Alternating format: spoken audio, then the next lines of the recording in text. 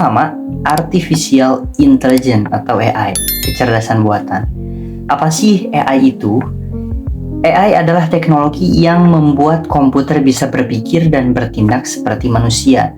Nah, artinya komputer bisa melakukan tugas-tugas yang biasanya butuh kecerdasan manusia, seperti memahami bahasa, mengenali gambar, dan membuat keputusan. Contoh AI dalam kehidupan sehari-hari ada asisten virtual, nah, seperti Google Assistant, Siri, atau Alexa yang bisa menjawab pertanyaan kita. Juga ada chatbot. Nah, seperti chatbot di website yang bisa membantu menjawab pertanyaan pelanggan. Juga ada mobil tanpa sopir, mobil yang bisa berjalan sendiri tanpa dikendalikan manusia. Nah, jadi AI adalah konsep besar yang mencakup berbagai teknologi agar komputer bisa berpikir seperti manusia. Nah, yang kedua, machine learning, pembelajaran mesin. Apa itu machine learning? Nah, machine learning adalah bagian dari AI yang memungkinkan komputer belajar dari data. Artinya, komputer tidak perlu diprogram secara langsung, tetapi bisa belajar sendiri berdasarkan pola yang ada dalam data. Nah, bagaimana sih cara kerja machine learning? Misalnya, kita ingin mengajarkan komputer mengenali kucing dan anjing. Yang pertama, kita memberikan banyak gambar kucing dan anjing beserta labelnya. Kemudian yang kedua, komputer menganalisis gambar dan mencari pola. Dan yang ketiga, setelah belajar dari data yang cukup, komputer bisa mengenali apakah gambar baru adalah kucing atau anjing. Nah, contoh machine learning dalam kehidupan sehari-hari. Rekomendasi YouTube dan Netflix. Nah, sistem belajar dari tontonan kita dapat memberikan rekomendasi video yang mungkin kita suka. Kemudian ada juga filter spam di email. Nah, sistem belajar membedakan email biasa dan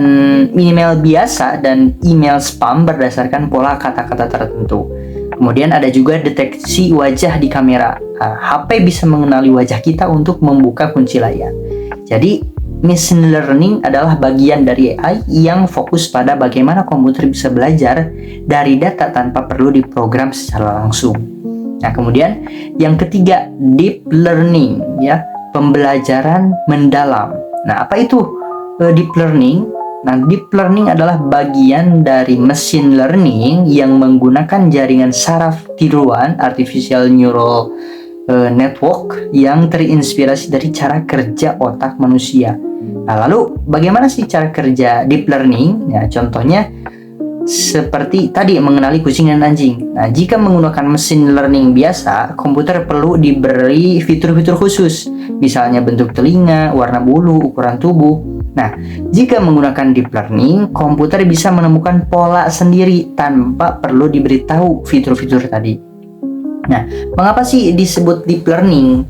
Nah, karena model ini memiliki banyak lapisan dalam jaringan saraf tiruannya. Semakin dalam lapisannya, semakin kompleks kemampuannya. Nah, contoh deep learning dalam kehidupan sehari-hari, pengenalan wajah, Face ID. Nah, HP bisa mengenali wajah kita meskipun ada perubahan ekspresi atau sudut pengambilan gambar. Juga ada mobil otonom, self-driving car.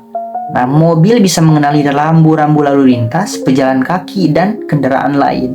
Juga ada Google Translate. Nah, bisa menerjemahkan bahasa dengan lebih akurat menggunakan deep learning.